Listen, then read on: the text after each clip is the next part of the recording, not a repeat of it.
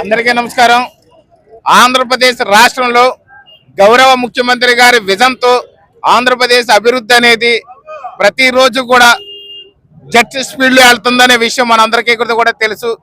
అదే విధంగా చూస్తే మన ఉప ముఖ్యమంత్రి పవన్ కళ్యాణ్ గారు కూడా మన రాష్ట్రంలో ఉన్నటువంటి అన్ని పంచాయతీల్లో కూడా ఒకేసారి గ్రామ సభలు నిర్వర్తించి ఎప్పుడు వేయనటువంటి సీసీ రోడ్లన్నీ కూడా గత స్వతంత్రం వచ్చిన దగ్గర నుండి కూడా ఎక్కడ రోడ్లు వేయని రోడ్లని కూడా సీసీ రోడ్లు వేసి అత్యున్నతమైనటువంటి సంతోషకరంగా రోడ్లనే తీర్చిదిద్దుతున్నారు. గత వైసీపీ పాలనలో వాళ్ళ 5 ఏళ్లలో కూడా కనీసం 2000 కిలోమీటర్ల సీసీ రోడ్లు కూడా వేసి ఉండకపోతే ఈవేళ ఎన్డీఏ కూటమి ప్రభుత్వం ఏర్పడిన తర్వాత గౌరవ ముఖ్యమంత్రి గారి యొక్క ఆలోచనతో పవన్ కళ్యాణ్ గారి యొక్క ఆశయంతో ఈ యొక్క 4300 కిలోమీటర్ సీసీ రోడ్లు వేసి ఈ పల్లెటూర్లు అనేది అభివృద్ధి చేయడం జరిగింది. అదే విధంగా కానీ మనం చూసినట్లయితే నిరుద్యోగ సమస్య నిర్మూలన కోసం ఈ యొక్క హ్యూమన్ రిసోర్స్ శాఖ మంత్రివర్యులు శ్రీ లోకేష్ బాబు గారు కూడా నిరంతరం శ్రమిస్తున్నారు. అదే విధంగా చూస్తే ఈ యొక్క ఎవరైతే ఈ యొక్క డిఎస్సి అనేది ఒకటి ఉందో టీచర్స్ కోసం ఆ డిఎస్సి నోటిఫికేషన్ కూడా ఇచ్చి 16,000 పైచీలకు డిఎస్సి ఉద్యోగులను కూడా మన జూన్ నాటికి భర్తీ చేయబోతున్నాం. నిరుద్యోగ సమస్య పూర్తి స్థాయిలో కూడా రాష్ట్రంలో నిర్మూలించబడుతుంది.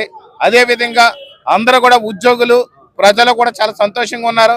ముఖ్యంగా చూస్తే రైతులు కూడా చాలా ఆనందంగా ఉన్నారు.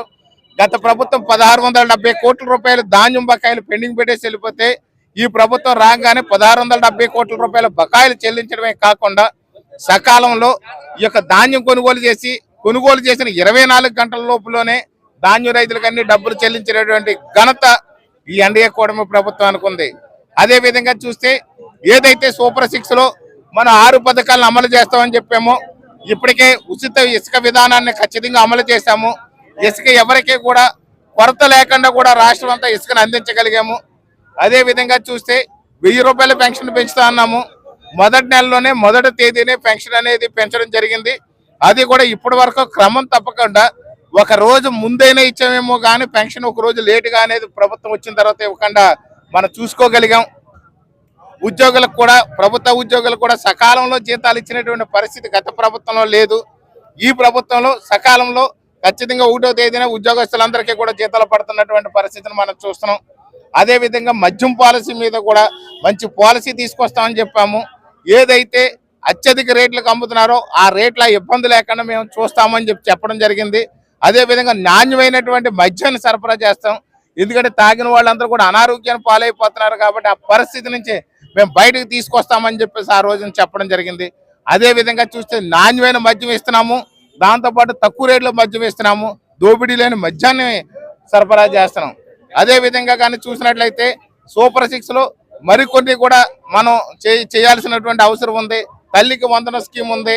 ఈ విధ్వంస పాలనటువంటి జరిగినటువంటి వైసీపీ ప్రభుత్వంలో అప్పులు కుప్పలు తిప్పలుగా పడిన అప్పులన్నింటిలో కూడా భయంకరంగా ఉన్న ఈ రోజు కూడా మనం 70,000 కోట్ల సంవత్సరానికి కనీసం అది వడ్డీయే కట్టాల్సిన పరిస్థితి ఉన్నప్పటికీ కూడా ఈవేళ సూపర్ 6 అనేది ఖచ్చితంగా అమలు చేసి తీరుతామని చెప్పేసి ఈ సందర్భంగా తెలియజేస్తున్నాం.